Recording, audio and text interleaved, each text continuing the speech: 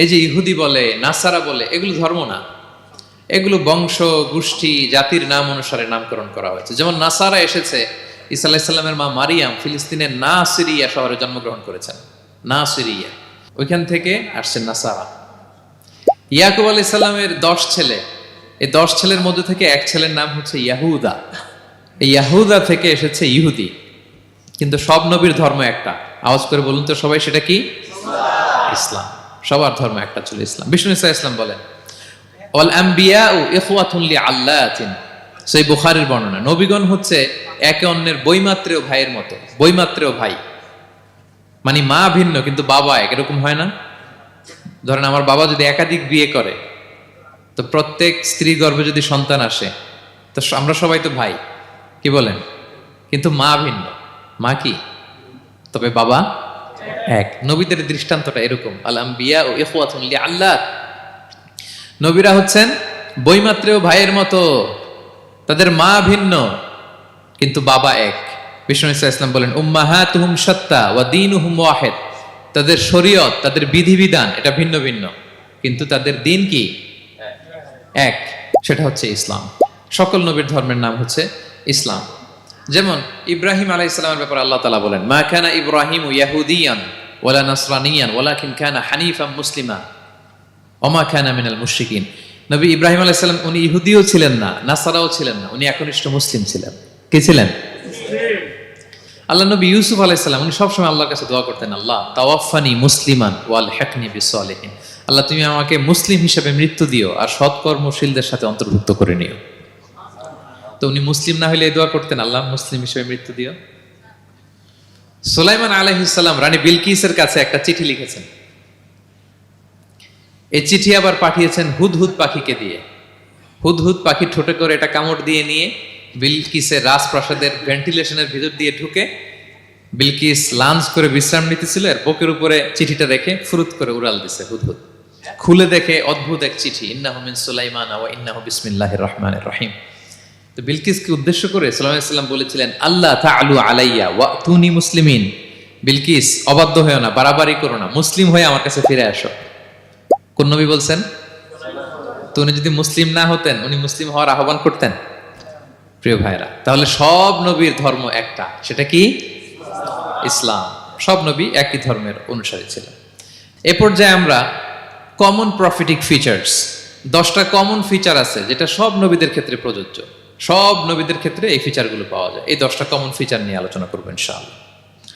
এই 10টা কমন ফিচারের 1 নম্বর হচ্ছে আল ওয়াহি।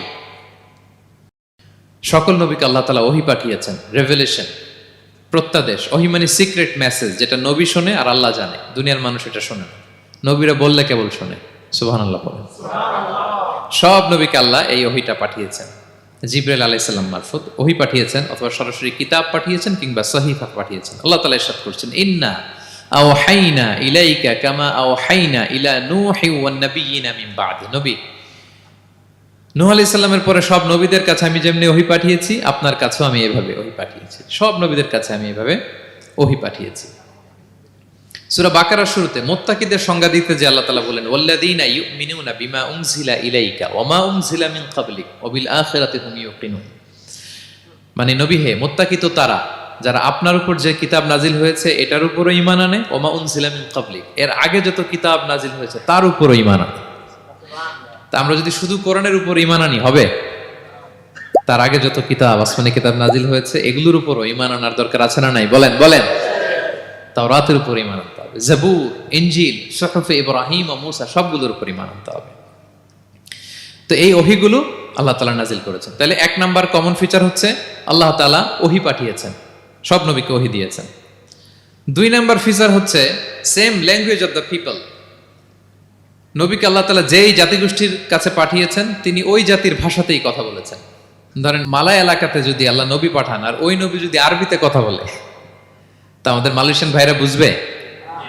আচ্ছা, আরব দেশে যদি আল্লাহ একজন নবী পাঠান, ওই নবী ধরেন যে ম্যান্ডারিনে কথা বলে, চাইনিজ ভাষায়, আরবরা বুঝবে? চায়নাতে ধরেন আল্লাহ তাআলা এক নবী পাঠালো, সে ওখানে যে হিন্দি ভাষায় কথা বলে, চাইনিজ লোকেরা বুঝবে না।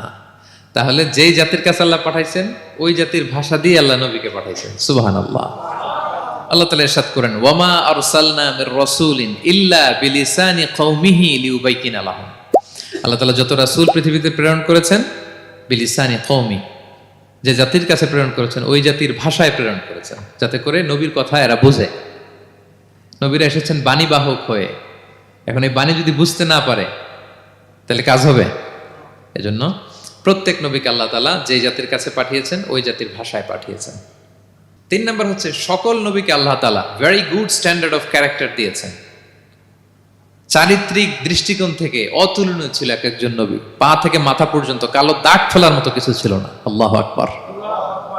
মাসুম ছিলেন। আহলুস সুন্নাহ ওয়াল জামাআর আকীদা হচ্ছে প্রত্যেক নবী ছিলেন মাসুম, কোনো গুনাহ করেন নাই, নিষ্পাপ প্রতিটা নবী। সর্বোত্তম চরিত্র দিয়ে আল্লাহ তাআলা, অনুপম চরিত্র দিয়ে আল্লাহ তাআলা তাদেরকে পাঠিয়েছেন। আল্লাহ তাআলা বলেন, ওয়া ইন্নাকা লাআলা খুলুকিন আযীম, and verily you are on a very good standard of character. নবী হে, আপনি চমৎকার একটা ক্যারেক্টারের উপর প্রতিষ্ঠিত। আপনার আচরণের মতো, ক্যারেক্টারের মতো আচরণ অতুলনীয়, পৃথিবীতে দ্বিতীয়টা খুঁজে পাওয়া যায় না, ঠিক কিনা? কারণ নবীরা যদি মডেল হন, তাদের আচরণ যদি ভালো না হয়, তাহলে মানুষ কি তাদেরকে গ্রহণ করবে? মানুষ তো তাদের কাছ থেকে শিখবে, জানবে। তো জন্য তাদের আচরণ চমৎকার হওয়ার দরকার আছে না নাই? চমৎকার আচরণ, চমৎকার চারিত্রিক মাধুর্য দিয়ে আল্লাহ তাআলা পৃথিবীতে এক একজন নবীকে প্রেরণ করেছেন। সব নবীরা ভেরি গুড স্ট্যান্ডার্ড অফ ক্যারেক্টারের অধিকারী ছিল। 4 নম্বর হচ্ছে, প্রত্যেক নবীকে আল্লাহ তাআলা মিরাকেল দিয়েছেন, মানে মুজিজা, as a proof of their prophethood. তাদের নবুয়তির প্রমাণ হিসেবে আল্লাহ তাআলা তাদেরকে মিরাকেল দিয়েছেন, মুজিজা। যেমন সালেহ আলাইহিস সালামকে আল্লাহ তাআলা মুজিজা দিয়েছিলেন। তার জাতির কাছে যখন তিনি দাওয়াত দিলেন, তারা বলল, সালেহ তুমি যে নবী এটা আমরা বুঝবো কি করে? এক শর্তে আমরা তোমার উপর ঈমান আনতে পারি। সাল্লাল্লাহু আলাইহি সাল্লাম বললেন, কি শর্ত? বলতেছে, এই যে পাহাড় দেখো, এই পাহাড়ের ভেতর থেকে যদি একটা উট বের করো, 10 মাসের গর্ভবতী একটা উটটা বেরোবে, বেরোয় বাচ্চা দিবে, সাথে সাথে আমরা ওটার দুধ দহন করে খাবো, এরপর আমরা ঈমান আনবো। চিন্তা করছেন কত শর্ত? পাহাড়ের ভেতর থেকে কি বের করে দেখাইতে হবে? উট। উনি আল্লাহর কাছে দোয়া করলেন, আল্লাহ বললেন কবুল, তবে কথা না শুনলে কিন্তু খবর আছে। বলছে ঈমান আনবে, ঈমান না আনলে কিন্তু খবর আছে। উনি দোয়া করলেন, আল্লাহ কবুল করলেন। পাহাড় বিদীর্ণ হয়ে একটা বিশাল আকৃতির উট বের হয়ে আসলো, 10 মাসের গর্ভবতী উট। মুহূর্তে এটা ডেলিভারি করলো একটা উটের বাচ্চা, এবং দুধ দিতে আরম্ভ করলো, ওলান ভর্তি দুধ। সবাই পেট ভরে দুধ খেলো। খাওয়ার পরে কয়, তুমি জাদুকর। খাওয়ার পরে সাল্লাল্লাহু আলাইহি সাল্লাম কি বলে? ইউ আর এ ম্যাজিশিয়ান, তুমি জাদুকর, তুমি তো বড় ভেলকিবাজ সালেহ, তুমি পাহাড়ের ভিতরে ভেলকি ঢুকাই দিছো। আল্লাহ তাআলা তাদেরকে একটা সাউন্ড গ্রেনেড, প্রচন্ড শব্দ তরঙ্গ দিয়ে ধ্বংস করে দিলেন। কানের পর্দা ফেটে সবগুলো লাশ হয়ে জমিনে পড়ে রইল। তাহলে এই যে সাল্লাল্লাহু আলাইহি সাল্লাম যেটা দেখাইছেন, এটা কি ভেলকি ছিল? ম্যাজিক ছিল? কি ছিল? মুজিজা, miracle, as a proof of their prophethood. তাদের নবুয়তির প্রমাণ হিসেবে আল্লাহ তাআলা তাদেরকে মুজিজা দিয়েছেন। মূসা আলাইহিস সালামের মুজিজা কি ছিল? লাঠি। ফাআলকাহা ফাইযা হিয়া হাইয়াতুন তাসআ। ওই লাঠি রেখে দিলে মুভিং স্ন্যাক হয়ে যেত, নড়তেছে সাপ, ছবল মারবে। সুবহানাল্লাহ। এটা কি ম্যাজিক ছিল? কি ছিল? মুজিজা। ঈসা আলাইহিস সালামকে আল্লাহ তাআলা মাইন্ড ব্লোয়িং মুজিজা দিয়েছেন। অন্ধ ব্যক্তির চোখে হাত বুলিয়ে দিলেই দৃষ্টিশক্তি ফিরে পেত। ধবল রোগী, কুষ্ঠ রোগীর গায়ে টাচ করে দিলে স্কিন পরিষ্কার হয়ে যেত। মৃত ব্যক্তিকে দাঁড়াতে বললে মুহূর্তে দাঁড়িয়ে যেত। কুম বিইযনিল্লাহ, আল্লাহর আদেশে দাঁড়াও বললে লাশ জীবিত হয়ে দাঁড়িয়ে যেত। বেলকিবাজি ছিল এটা? কি ছিল? বিষ্ণু ঈসা ইসলাম দাওয়াত দিচ্ছেন কুরাইশদেরকে, ওরা মানে না। বিষ্ণু নবী পাগল পড়া, বললেন, আচ্ছা বলো কুরাইশের লোকেরা কি বললে বিশ্বাস করবে যে আমি সত্য নবী? কি বললে বিশ্বাস করবে? তারা বলল, মুহাম্মদ ওই যে আকাশের চাঁদ, এটার 2 ভাগ করে দেখাইতে বললে বিশ্বাস করবো তুমি সত্য নবী। কি আবদার দেখছেন? হ্যাঁ, নবীদেরকে পেয়ে মামুর বাড়ির আবদার নিয়ে আসছিল এক এক জাতিগোষ্ঠী। বলে, মুহাম্মদ আকাশের জল জলে চাঁদটাকে যদি তুমি 2 ভাগ করে দেখাতে পারো তবেই বুঝবে তুমি নবী। বিষ্ণু ইসলাম আল্লাহর কাছে দোয়া করলেন। আল্লাহ বললেন, ঠিক আছে। ইখতারাবাতিস সাআতু ওয়ানশাক্কাল কমার ওয়া ইয়ারাউ আয়াতান ইয়ারিদু ওয়া ইয়াকুলু সিহরুম মুস্তামির। বিষ্ণু নবী সাব্বাবা, এই আঙ্গুলের নাম কি? ইবহাম, সাব্বাবা, ওয়ুসতা, বিংসার, খিনসার। হ্যাঁ, আমরা ইংরেজি নাম ঠিকই জানি, আরবিটা জানি না। ইবহাম, সাব্বাবা, ওয়াসতা, বিংসার, খিংসার। বিষ্ণু সাব্বাবা আঙ্গুলি উঠালেন, এটা শাহাদাত আঙ্গুলি বলে অনেকে, আসলে সাব্বাবা আরবিতে। তো বিশ্বনবী এভাবে আল্লাহর নাম নিয়ে চাঁদের দিকে ইঙ্গিত করলেন, মুহূর্তে আকাশের জ্যোৎস্না বিলানো চাঁদটা 2 ভাগ হয়ে গেল। কুরাইশরা দেখে তো অবাক। বিষ্ণু বললেন, এবার কথা অনুযায়ী ঈমান আনো। বলে, Muhammad you are a magician. Muhammad তুমি বড্ড বড় জাদুকর, তুমি চাঁদের মধ্যে জাদু লাগাই ফেলছো। নাউযুবিল্লাহি মিন যালিক। তাহলে আল্লাহ তাআলা age a proof of their prophethood, তাদের নবুয়তের প্রমাণ হিসেবে প্রত্যেক নবীকে কি দিয়েছেন? মুআজিজা দিয়েছেন, সব নবীকে দিয়েছেন। 5 নাম্বার, সকল নবীর দাওয়াতি মিশন এক ছিল, একই মিশন নিয়ে নবীরা পৃথিবীতে এসেছেন। সেটা কি? তাওহীদ, রিসালাত, আখিরাত। আমার সাথে সাথে বলেন, তাওহীদ, রিসালাত, আখিরাত। তাওহীদ, রিসালাত, আখিরাত। এই 3টা বুনিয়াদী শিক্ষা দিতে নবীরা এসেছে। তাওহীদ মানে ওয়াননেস অফ গড, আল্লাহ যে এক, সব নবী প্রচার করেছেন। রিসালাত মানে তারা যে বার্তাবাহক হিসেবে এসেছেন, তাদের কথা মানতে হবে, এটার দাওয়াত দিয়েছেন। আখিরাত মানে হচ্ছে মৃত্যুর পরেও যে একটা জীবন আছে, সেই জীবনের ব্যাপারে প্রত্যেক রাসূলরা কি করেছেন? দাওয়াত দিয়েছেন। এবং কোন নবীর কথার সাথে আরেক নবীর কথার গরমিল পাওয়া যায় না, অমিল হয়নি। আচ্ছা বলেন তো, কখনো কি হয়েছে কোন এক নবী এসে বলছে যে মৃত্যুর পরে একটা জীবন আছে, আরেক নবী এসে বলছে না, মনে হয় নাও থাকতে পারে? বলছে? এক নবী এসে বলছে আমাদের স্রষ্টা আল্লাহ তাআলা তিনি একজন, আরেকজন বলছে না একজন না, 2-3 জন হইতে পারে। এক নবী এসে বলছে ভালো করলে জান্নাত, খারাপ করলে জাহান্নাম, আরেক নবী এসে বলছে না, জান্নাত জাহান্নাম বলতে কিছু নাই। হইছে? হইছে? কোন নবীর কথার সাথে কোন নবীর কথার কোনো বৈপরীত্য নাই, কারণ প্রত্যেক নবীরা মন গড়া কিছু বলতেন না। ওমা ইয়ান্তিকু আনিল হাওয়া ইন হুয়া ইল্লা ওয়াহয়ুন ইউহা। নবীরা কথা বলতেন একটা হেডকোয়ার্টার থেকে তথ্য পেয়ে। ওই হেডকোয়ার্টারটা কার? আল্লাহ। ওই হেডকোয়ার্টার থেকে যে ইনফরমেশন আসতো সেটার আলোকে নবীরা কথা বলতেন, বানিয়ে কিছু বলতেন না। সব নবীরা দাওয়াত দিয়েছেন, ইয়া কওমি ইবুদুল্লাহ মা লাকুম মিন ইলাহিন গায়রু। হে আমার জাতির লোকেরা, এক আল্লাহর ইবাদত করো, আল্লাহ ছাড়া অন্য কারো ইবাদত করো না। সব নবীরা বলেছেন ইন্নী লাকুম রাসূলুন আমিন, নিশ্চয় আমি তোমাদের কাছে বিশ্বস্ত রাসূল হিসেবে প্রেরিত হয়েছি। সব নবীরা বলেছেন ইয়াউমা লা তামলিকু নাফসুন লিনাফসিন শাইআ ওয়াল আমরু ইয়াউমা ইযিল লিল্লাহ। এমন এক দিনের মুখোমুখি হতে হবে, কেউ কারো উপকার করতে পারবে না। নেতা কর্মীর উপকারে আসবে না, কর্মী নেতার উপকারে আসবে না, পীর সাহেব মুরিদের উপকারে আসবে না, মুরিদ পীর সাহেবের উপকারে আসবে না, হাজবেন্ড ওয়াইফের কিছু করতে পারবে না, ওয়াইফ হাজবেন্ডকে কিছু করে দিতে পারবে না। দিনটা বড্ড ভয়ঙ্কর। সব নবীর এই 3টা দাওয়াত দিয়েছেন, তাওহীদ, রিসালাত, আখিরাত। তার মানে সব নবীর দাওয়াতি মিশন এক, এক অভিন্ন দাওয়াতি মিশন নিয়ে তারা পৃথিবীতে এসেছেন। 6 নাম্বার, এই পৃথিবীতে যত রাসূল এসেছে, নবী এসেছে, তারা প্রত্যেকে মানুষ ছিলেন। কি ছিলেন? নাকি জিন ছিল? ফেরেশতা? প্রেরিত সব নবীরা কি ছিল? মানুষ ছিল। মক্কার কুরাইশরা বলতো মা লিহাযা রাসূলি ইয়াকুলু আত-তাআমা ওয়া ইয়ামশি ফিল আসওয়াক। ব্যাপার কি, মুহাম্মদ আবার কেমনে রাসূল হয়? আমরাও বাজারে যাই, উনিও যায়, আমরাও বিয়ে করি, উনিও বিয়ে করে, আমাদেরকে মারলে কাটলে লাল রক্ত, ওনার রক্ত বের হয়। তো তারা চাচ্ছিল, তারা বলতেছিল যে মানুষ না দিয়ে আল্লাহ যদি ফেরেশতা পাঠাইতো নবী হিসেবে, তাইলে না ভালো হইতো। তালবাহান, এটার কি বলে? ফেরেশতা পাঠালে কি বলতো জানেন? ফেরেশতা পাঠালে বলতো ফেরেশতাদের তো ক্ষুধা লাগে না, এরা বুঝবে কি আমাদের কষ্ট? ফেরেশতাদের তো জৈবিক চাহিদা নাই, এরা কেমনে বুঝবে? ফেরেশতাদের তো খারাপ কাজ করার প্রবণতা, টেন্ডেন্সি নাই। আমাদের যে কষ্ট, দুঃখ, ফিলিংস, এটা তো ফেরেশতারা বুঝে না। ফেরেশতারা কেমনে আমাদের নবী হয়, এটা বলতো, ঠিক কিনা? তালবাহানা বলে কেমন রাসূল, আমরা যা করি তাই করে।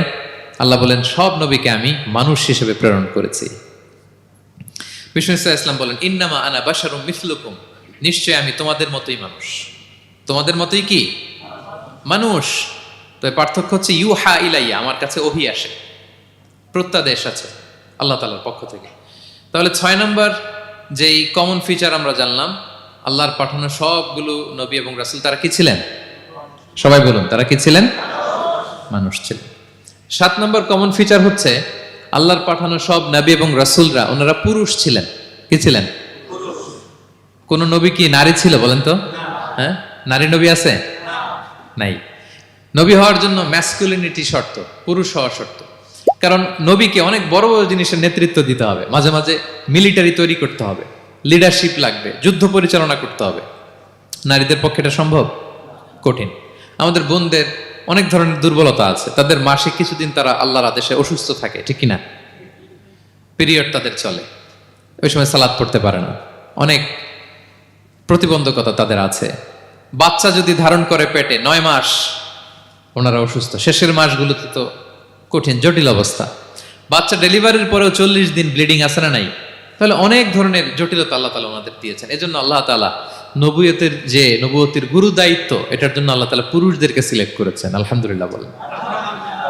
তাহলে যত নবী এবং রাসূল পৃথিবীতে এসেছিল ওনারা পুরুষ ছিল। আল্লাহ বলেন, ওয়ামা আরসালনা মিন ক্বাবলিকা ইল্লা রিজালান নূহি ইলাইহিম। নবী হে মুহাম্মদ, আপনার আগে যত নবী এবং রাসূলকে আমি পৃথিবীতে প্রেরণ করেছি তাদেরকে পুরুষ হিসেবে প্রেরণ করেছি, কোন নারীকে আমি নবুয়তের মর্যাদা দেই নাই। 8 নাম্বার, প্রত্যেক নবীকে আল্লাহ তাআলা একটা গ্রুমিং, একটা ট্রেনিং সেশনের মধ্য দিয়ে নিয়েছেন। সেটা কি? সেটা হচ্ছে সবাইকে আল্লাহ তাআলা শেফার্ড হিসেবে কাজ দিয়েছিলেন, রাখাল হিসেবে। পৃথিবীর সব নবীরা ছাগল চড়াতেন, সব, আদম আলাইহিস সালাম থেকে শুরু করে বিষ্ণু ইসা ইসলাম পর্যন্ত। সুবহানাল্লাহ পড়বেন না? বিষ্ণু ইসা ইসলাম বলেন, মা বাআসাল্লাহু নাবিয়্যান ইল্লা রাআল গানাম। আল্লাহ এমন কোন নবী পাঠায় নাই যেই নবী ছাগল চড়ায় নাই, সব নবী।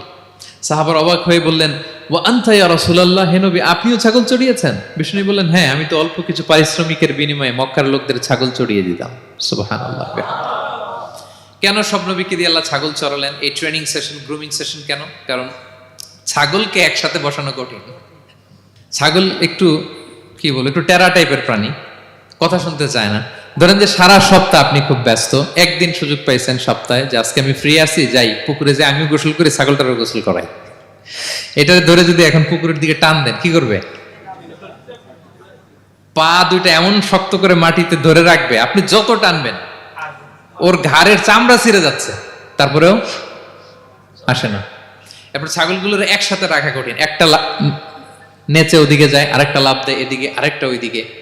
এদেরকে যদি কেউ একত্রিত করতে পারে তাহলে এই জাতিকে, মানব জাতিকে একত্রিত করা তার জন্য একেবারে সহজ, পানি ভাত, ঠিক কিনা? এজন্য আল্লাহ এই মানব গোষ্ঠীর উপর লিডারশিপ কায়েমের আগে ছাগল চড়িয়েছেন।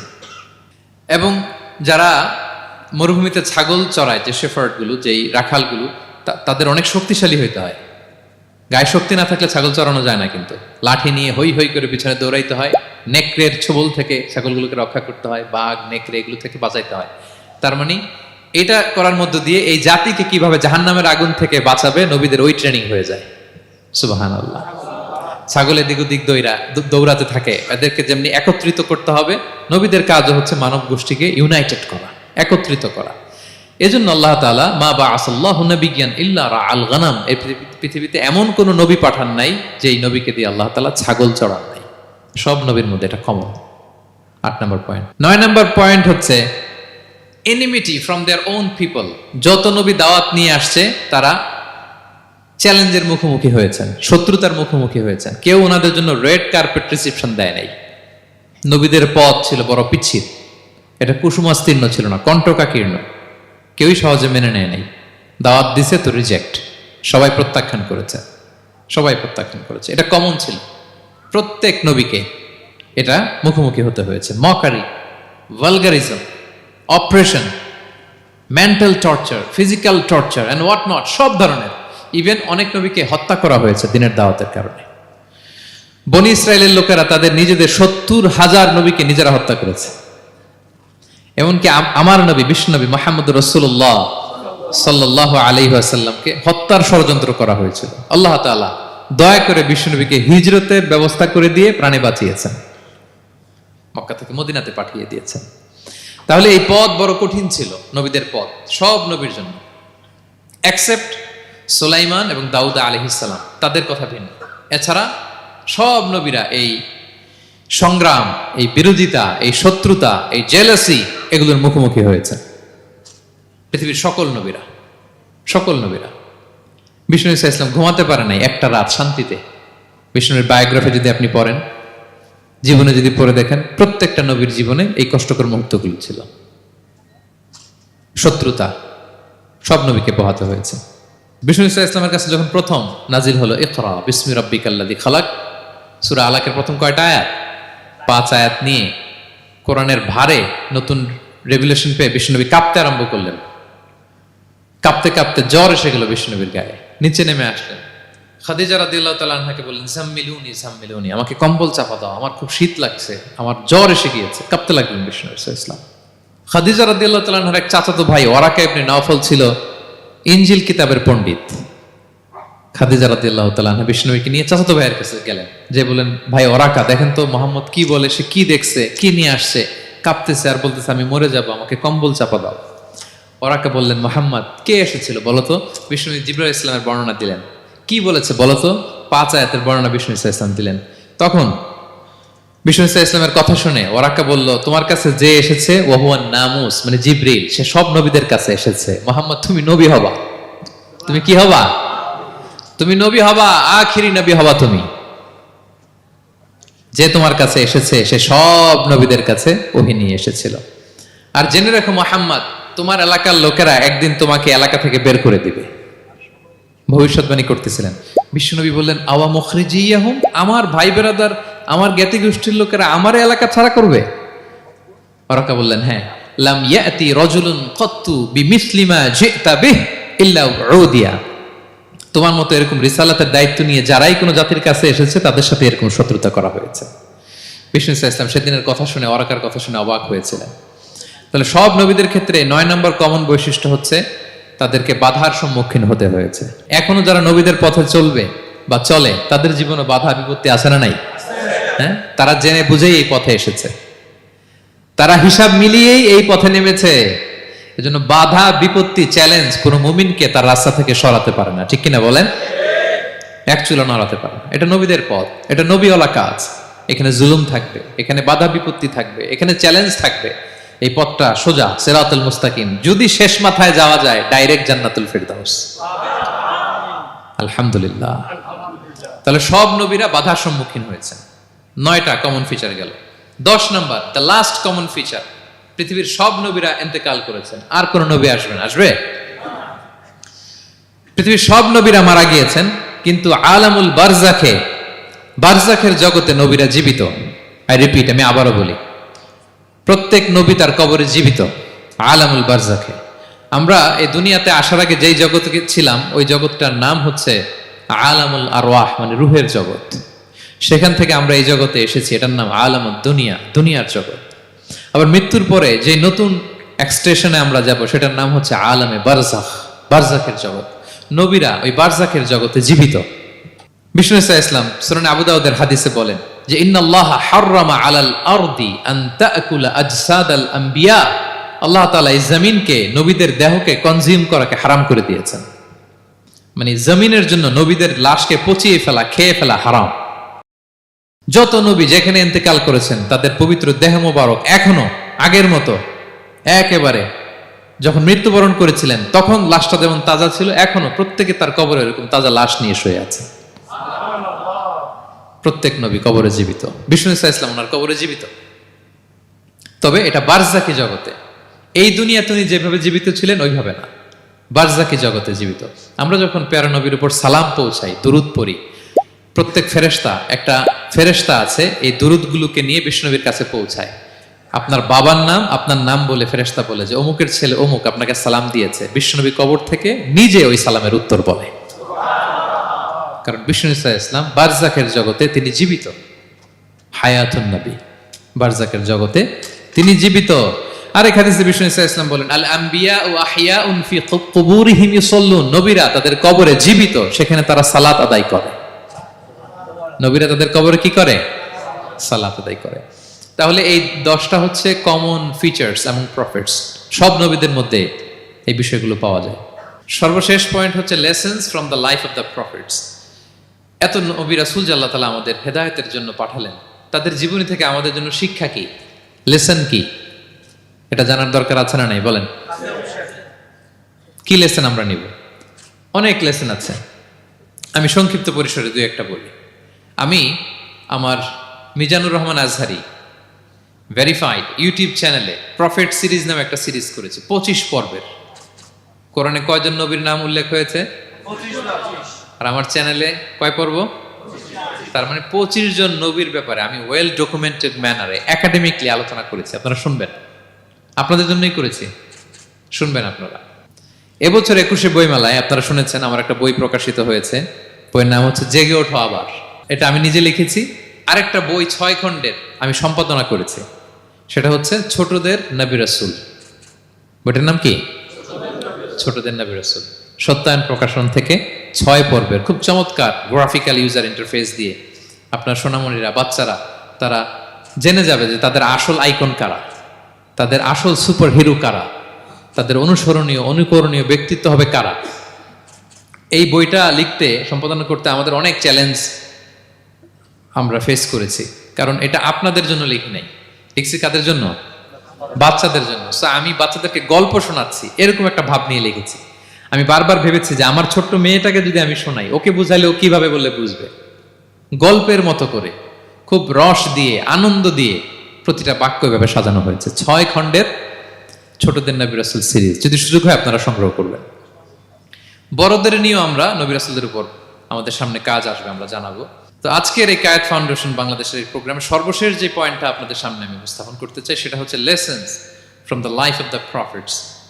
নবী রাসূলদের জীবনী থেকে আমাদের জন্য কি শিক্ষা। 25 জন নবীকে কভার করা সম্ভব হবে না। আমি সেখান থেকে মাত্র 7 জন নবীর জীবনী থেকে 7টা শিক্ষা 7 মিনিটে বলে আমরা শেষ করে দেব ইনশাআল্লাহ বিইذنিল্লাহ। প্রথমে আমরা শুনবো সাইয়েদনা আদম আলাইহিস সালামের জীবনী থেকে শিক্ষা। পৃথিবীর প্রথম নবী কে ছিল বলেন তো? আদম আলাইহিস সালাম। আমরা যেমনি আমাদের শৈশব ছিল, কৈশোর ছিল, যৌবন, তারপর বার্ধক্যের দিকে যাচ্ছি, ওনার কি এরকম ছিল? আদম আলাইহিস সালামের শৈশব ছিল না? ছিল? কৈশোর ছিল? কনফিউশনে পড়ে গেছে। ছিল? ছিল না। মজার ব্যাপার হচ্ছে ওনার শৈশব কৈশোর ছিল না, ওনাকে আল্লাহ সৃষ্টি করতে যুবক করে সৃষ্টি করছে। সুবহানাল্লাহ। তো আসতে কেন? সৃষ্টি করতেই যুবক, 60 হাত লম্বা। কয় হাত? 60 হাত লম্বা করে তৈরি করছেন আদম আলাইহিস সালামকে। আপনারাও যারা জান্নাতে যাবেন 60 হাত লম্বা হয়ে ঢুকবেন, 33 বছরের যুবক হয়ে ঢুকবেন। 80 বছর বয়সে মারা গেল, কত বছর বয়সে ঢুকবেন? গালে কোনো দাড়ি থাকবে না। এই দুনিয়ায় দাড়ি রেখে নেন, ওখানে দাড়ি ছাড়া উঠবেন একেবারে। কোনো জুরদা মুর্দা ও আবনা ও সালাসা ওয়া সালাসিন, 33 বছরের তাগড়া ইয়াং সুপারস্টার হয়ে জান্নাতে ঢুকবো আমরা। তো আদম আলাইহিস সালামকে আল্লাহ প্রথম নবী করে পৃথিবীতে পাঠালেন। ওনাকে জান্নাতে সব খাইতে বললেন যে সব খাও, একটা গাছের কাছে যেও না। কিন্তু শয়তান সে তার মিশন নিয়ে আসে। সে আদম আলাইহিস সালামকে ভুলভাল বোঝালো, আদম আর হাওয়াকে, যে একটা কাজ করো, আল্লাহ তাআলা তোমাকে না করছে কেন জানো? আল্লাহ তো চায় না তুমি জান্নাতে থাকো, আল্লাহ চায় তোমাদেরকে দুনিয়াতে পাঠাই দিবে। তো তুমি যদি ওই গাছের ফল খেয়ে ফেলো, আল্লাহ আর দুনিয়াতে পাঠাইতে পারবে না। কিন্তু আল্লাহ চায় তোমাদেরকে কই পাঠাবে? কিন্তু যদি গাছের ফল খেয়ে ফেলো আর পাঠাইতে পারবে না। এজন্য আল্লাহ নিষেধ করছে গাছের ফল খায় না। চিন্তা করছেন?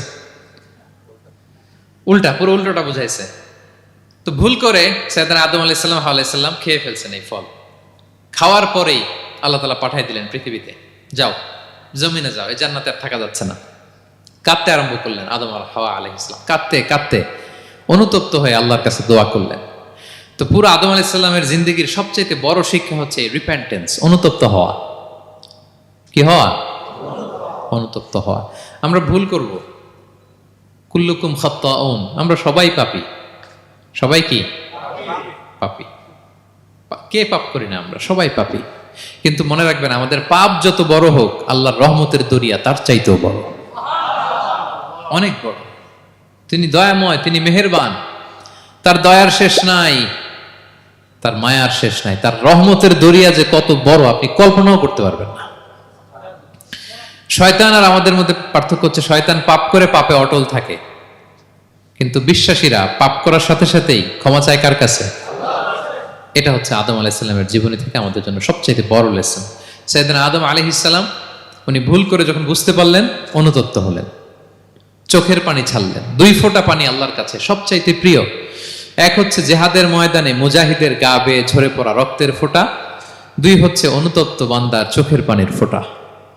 অনুতপ্ত বান্দা নিজের ভুল স্বীকার করে মাথাটা নিচু করে চোখের পানি ছেড়ে দিয়ে যখন আল্লাহর কাছে কাঁদে, তার চোখের পানি চোখ বেয়ে নাকের ডগা বেয়ে জমিনে ড্রপ করার আগেই আল্লাহ তার সব গুনাহ মাফ করে দেয়। সাইয়েদনা আদম আলাইহিস সালাম কাঁদতে আরম্ভ করলেন, কাঁদতে কাঁদতে অনুতপ্ত হয়ে দোয়া করলেন, রব্বানা যালামনা আনফুসানা ওয়া ইল্লাম তাগফির লানা ওয়া তারহামনা লানাকুনান্না মিনাল খাসিরিন।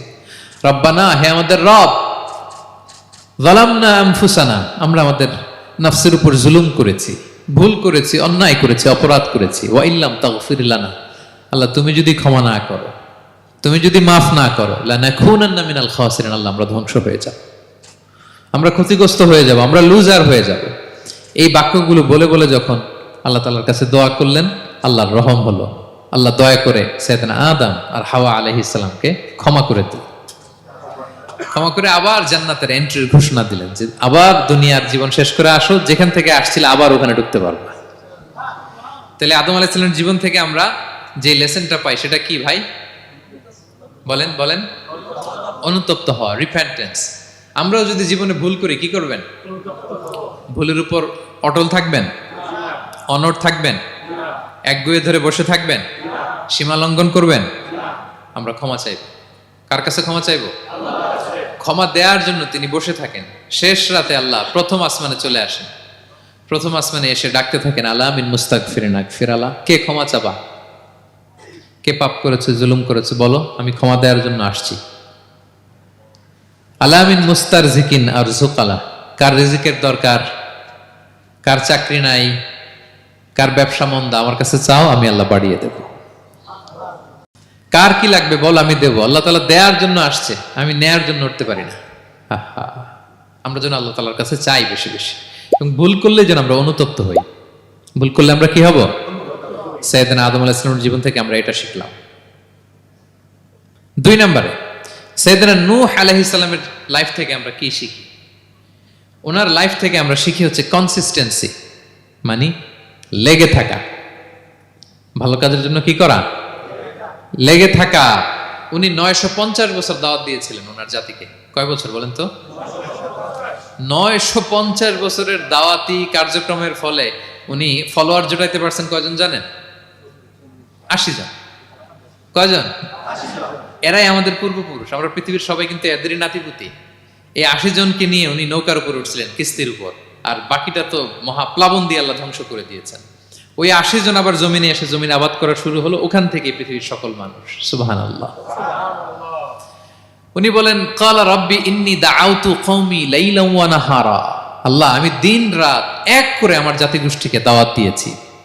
ফালাম ইয়াজিদহুম দুআই ইল্লা ফিরারা, কিন্তু আমারে দেখলে লোকগুলো ভেগে ভেগে যায়। আর কি করে? আমার কথা যেন শুনতে না হয়, এরা কানে আঙ্গুল দিয়ে রাখে আর মুখে কাপড় পেঁচিয়ে রাখে। নূহ আলাইহিস সালাম তারপরও থামতেন না, কন্টিনিউয়াস দাওয়াতি কাজ। লোকজন নূহ আলাইহিস সালামকে পিটিয়ে আধামরা করে কাঁথা দিয়ে পেঁচিয়ে পাহাড়ে রেখে আসতেন। ওইখান থেকে এসে নূহ আলাইহিস সালাম আবার দাওয়াত দিতে শুরু করতেন। What a consistency! কিভাবে লেগেছিলেন! 950 বছর তিনি দাওয়াত দিয়েছেন, মাত্র 80 জন ফলোয়ার হয়েছিল। তাহলে আমরা অল্প দাওয়াতি কাজ করেই আমরা হতাশ হয়ে যাই। হায় রে, আমার কথা শুনলো না, হায় রে আমার কথা পৌঁছাইল না, হায় রে আমার কাছে এসে কেউ মুসলিম হইল না, হায় রে আমার কথা। অস্থির। আপনার কাজ হচ্ছে পৌঁছে দেওয়া, আপনার কাজ হচ্ছে কোরআনের কথা মানুষকে বলা। এটা দিয়ে কতটুকু কি হবে এটার ফয়সালা কার? তাহলে নূহ আলাইহিস সালামের জীবনী থেকে আমাদের শিক্ষা হচ্ছে কনসিস্টেন্সি। 950 বছর উনি লাগাতার দাওয়াত দিয়েছেন, থামে নাই, হতাশ হয় নাই, হাল ছাড়া নাই। নবীরা কখনো হাল ছাড়ে না। সুবহানাল্লাহ পড়ে। 3 নাম্বার, ইব্রাহিম আলাইহিস সালামের জীবনী থেকে আমাদের জন্য শিক্ষা হচ্ছে ওবিডিয়েন্স, আনুগত্য। কি করে আল্লাহ তাআলার কাছে আনুগত্য করতে হয়। আল্লাহু আকবার। আমি মনে হয় 1 ঘন্টার উপরে আলোচনা করেছি আমার প্রফেট সিরিজ ইব্রাহিম আলাইহিস সালামের জীবনী নিয়ে। ওনার পুরো জীবনটা, আল্লাহ কোনো কিছু বলতে দেরি, আল্লাহর আদেশের সামনে মাথা পেতে দিতে ইব্রাহিম আলাইহিস সালামের দেরি হয়নি। আল্লাহ বলছেন আসলিম, ওয়া ইয ক্বালা রাব্বুহু আসলিম ক্বালা আসলামতু লিরাব্বিল আলামিন। হে ইব্রাহিম সারেন্ডার, কই সারেন্ডার। সুবহানাল্লাহ। ইব্রাহিম আনুগত্য করো, আল্লাহ আনুগত্য করছি। ওনার সন্তান হয় না 86 বছর বয়স একটা সন্তান দিলেন আল্লাহ তাআলা। আমাদের এখানে কার বয়স কত? সর্বোচ্চ বয়স কত আছি আমরা? এদিকে 60 বছরের উপর তো কেউ নাই, ঠিক কিনা? 86 বছর বয়সে আল্লাহ সন্তান দিয়েছেন ইসমাঈল আলাইহিস সালাম। কত বছর বয়সে? সন্তানটা আদরের নাকি? হ্যাঁ, আদরেন না? শেষকালে একটা সন্তান পেলেন 86 বছর বয়সে। ইব্রাহিম আর হাজেরার ঘরকে উজাড় করে ফুটফুটে এক সন্তান ইসমাঈল আলাইহিস সালাম আসলেন। ভালোবাসা আদর যেন ঠিকরে পড়ে, এত গদগদ ভালোবাসা। এবার বললেন, যাও হাজেরা আর দুধের সন্তান ইসমাইলকে মরুভূমিতে ফেলে দিয়ে আস। বলতে দেরি, রেখে আসতে দেরি নেই। এটাই হচ্ছে ইব্রাহিম আলাইহিস সালামের আনুগত্য। দুধুমরু প্রান্তরে হাজেরা আর ইসমাইল আলাইহিস সালামকে রেখে আসলেন, চলে আসলেন। বুকটা ফেটে চৌচির, 86 বছর বয়সে একটা দুধ সন্তান পেলাম, দুধের বাচ্চা আমার স্ত্রী সহ মরুভূমিতে রেখে আসলাম। রেখে আবার থাকাও যাবে না, যাও তুমি ফিলিস্তিনে, এরা থাকবে মক্কায় মরুভূমির মাঝখানে। পরে আল্লাহ জুরহুম কওমের মাধ্যমে এদেরকে পানি, জামজাম অনেক কিছু দিলেন। লম্বা ঘটনার দিকে যাচ্ছে। এরপর হৃদয় যখন ফেটে চৌচির হয়ে যায়, তখন আল্লাহ তাআলা বলেন, ঠিক আছে যাও, যা একটু ছেলেরা দেখে আসো। এবার যে দেখে ছেলেরা আরো মায়া লাগে, কারণ একটু বড় হয়েছে তো, এবার দৌড়াইতে পারে, হাঁটতে পারে। সুবহানাল্লাহ বলেন। এবার যখন দৌড়াইতে পারে, হাঁটতে পারে, আব্বু আব্বু বলে ডাকতে পারে, মায়াটা যখন একটু গাঢ় হয়েছে, আল্লাহ বলে এবার ছেলেরা জবাই কর। দেখছেন কি পরীক্ষা? 86 বছর বয়সে সন্তান পেল, রেখে আসলো মরুভূমিতে। একটু বড় হইল, দেখা করতে গেল, এবার বলে জবাই করো। জবাই করো বলতে দেরি, ছুরি চালাতে দেরি হয়নি। কুরবানির ইতিহাস লম্বা ইতিহাস, দিকে যাব। এরপরে আল্লাহ কবুল করলেন। এরপরে বললেন, বাপ বেটা মিলে মরুভূমির মধ্যে ঘেমে ঘেমে একটা ঘর বানাও। এরপরে ঘোষণা দাও মানুষকে, যেটা আমার ঘর। বাপ বেটা মিলে কষ্ট করে একটা ঘর বানালেন। এবার বললেন, আজান দাও, ঘোষণা দাও, সবাই যেন এখানে আসে। আল্লাহ কারে ঘোষণা দিব? কেউ তো নাই। বলতেছে, তুমি ঘোষণা দাও, এই ঘোষণার শব্দ পৃথিবীর সব মানুষের কর্ণকুহরে আমি আল্লাহ নিজ দায়িত্বে পৌঁছে দেব। আমরা যারা রুহের জগতেও তখনও ছিলাম, যারা লাব্বাইক বলতে পেরেছি, তাদের ঠিকই নসিবে ওই কাবা ঘর জিয়ারতের নসিব হয়ে যাবে। উনি ঘোষণা দিলেন, দেখেন কেউ নাই, ধুধুমরু প্রান্তর। আজকের মক্কাকে কল্পনা করেন তো কি অবস্থা। এই রমজানের লাস্ট 10 days অফ রমাদান আপনি জায়গা পাবেন? হজের চেয়েও বেশি মানুষ। কিভাবে আল্লাহ কবুল করেছেন, কিভাবে আনুগত্য, সাবমিসিভনেস, নিজেকে আল্লাহর কাছে পুরো সুপর্দ করা, এর নমুনা সাইয়েদনা ইব্রাহিম আলাইহিস সালাম পেশ করেছেন। তাহলে সংক্ষিপ্ত কথা হচ্ছে, আল্লাহ নবী ইব্রাহিম আলাইহিস সালামের জীবনী থেকে আমাদের জন্য শিক্ষা হচ্ছে অবিডিয়েন্স, আনুগত্য। কিভাবে আল্লাহর আদেশের সামনে মাথা পেতে দিতে হয়। পারা যাবে তো? হ্যাঁ, ওই ইব্রাহিম আলাইহিস সালামের রক্ত আমাদের দেহে বহমান। আমরাও নবী ইব্রাহিমের উত্তরসূরি। নবী ইব্রাহিমের আলাইহিস সালামের মতো আমরাও ইসলামের জন্য জীবন বিলিয়ে দেওয়ার দরকার আছে না নাই? বলেন বলেন। শক্ত পদে আমাদেরকেও এরকম স্যাক্রিফাইসের মেন্টালিটি অর্জন করতে হবে। অবিডিয়েন্স, আনুগত্যের শিক্ষা আমরা নবী ইব্রাহিম আলাইহিস সালামের কাছ থেকে পাই।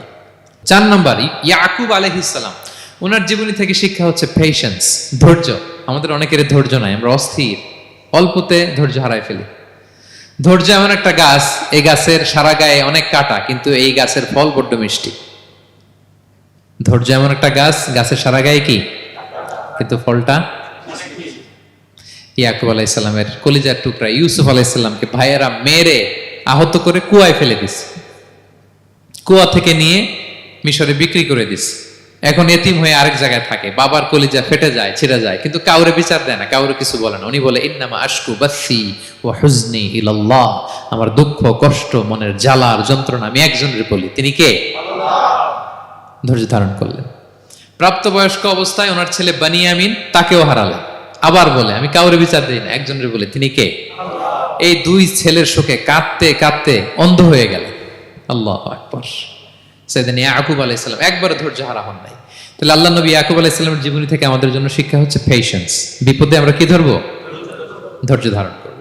5 নম্বরে, ইউসুফ আলাইহিস সালামের জীবনী থেকে আমাদের শিক্ষা হচ্ছে, he is the archetype of good character, উন্নত চরিত্রের মডেল। আমার যুবক ভাইয়েরা, কায়েত ফাউন্ডেশন বাংলাদেশের আজকের ইফতার প্রোগ্রামে যুবক যারা এসছো, তোমাদের জন্য শিক্ষা আর্কিটাইপ অফ গুড ক্যারেক্টার। চরিত্র কিভাবে হেফাজত করতে হয়, এর মডেল, প্রেরণার বাতিঘর।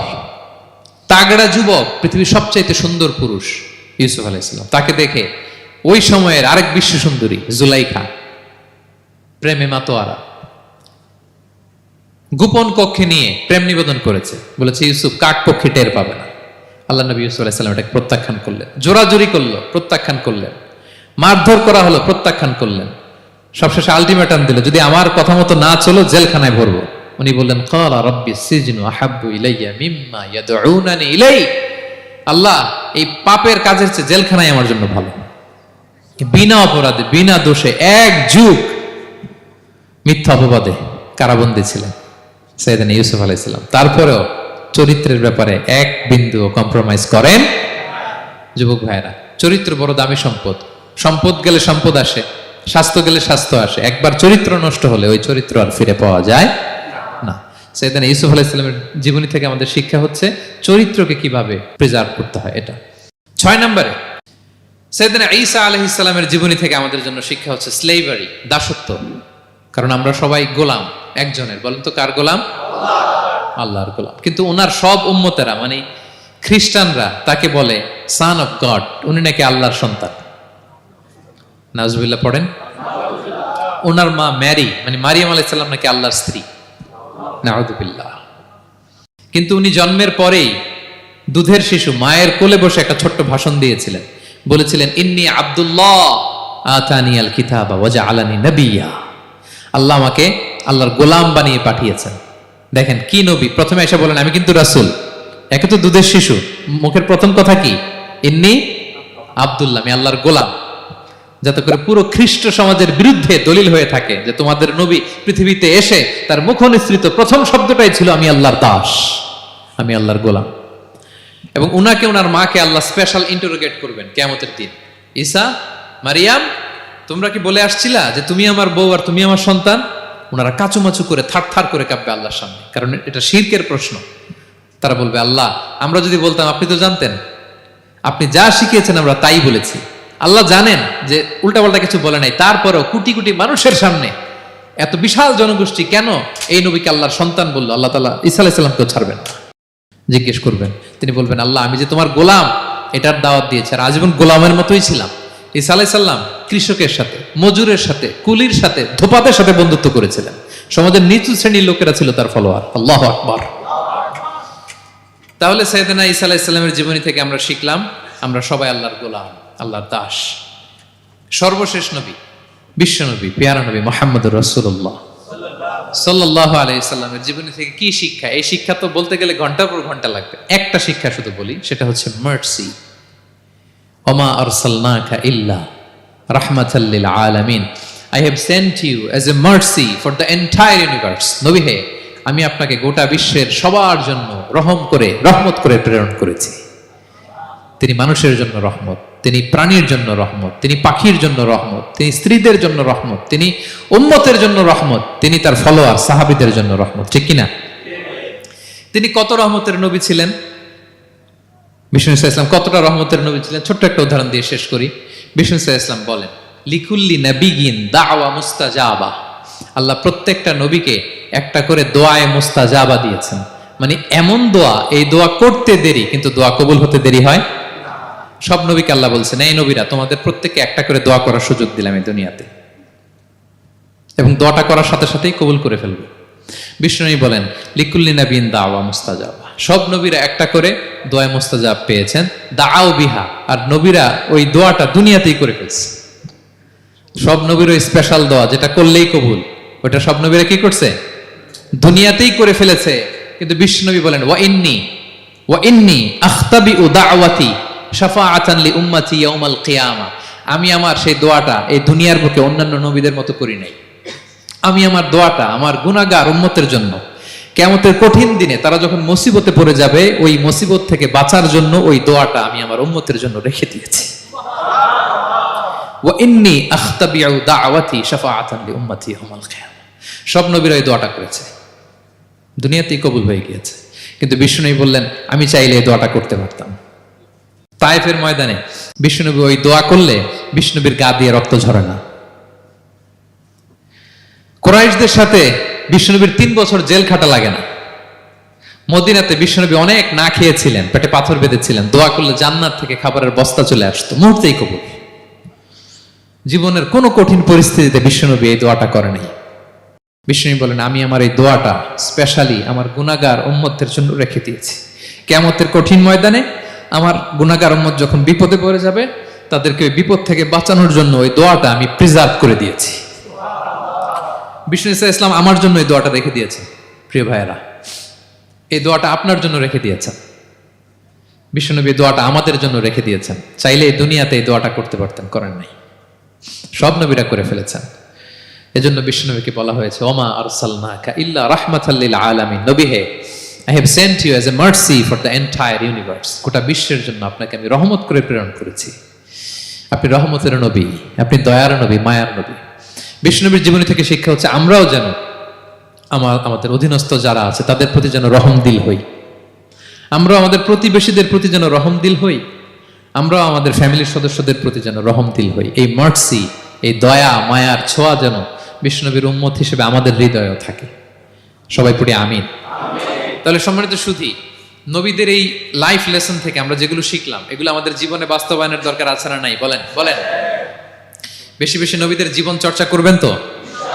প্রফেট সিরিজের যে লেকচারগুলো আপনাদের জন্য রেখেছি আপনারা শুনবেন তো? সবাই ছেলে মেয়েদেরকে নবীদের জীবনী শেখাবেন তো? তারাই হচ্ছে আমাদের রিয়াল হিরো, তারাই হচ্ছে সুপার হিরো। দে আর আওয়ার আইকন।